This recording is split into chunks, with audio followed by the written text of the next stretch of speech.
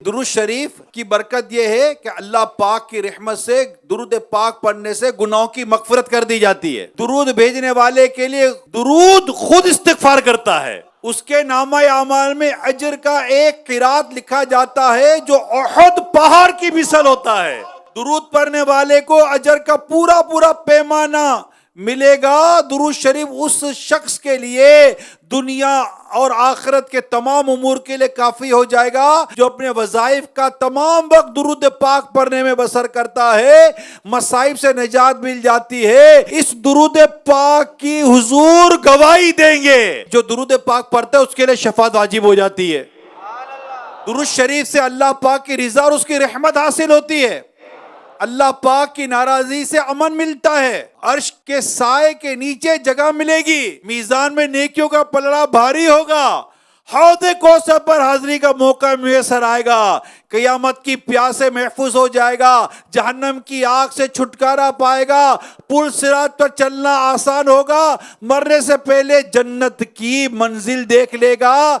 जन्नत में कसीर बीवियां मिलेंगी। दुरूद शरीफ पढ़ने वाले को 20 गज़वात से भी ज्यादा सवाब मिलेगा।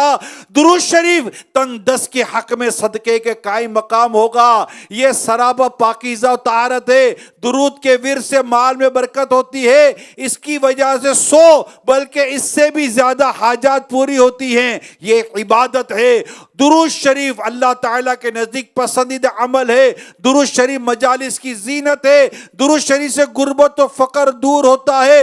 दुरूद शरीफ पढ़ने वाले को प्यारे मुस्तफा की ज़ियारत नसीब होती है। सल्लल्लाहु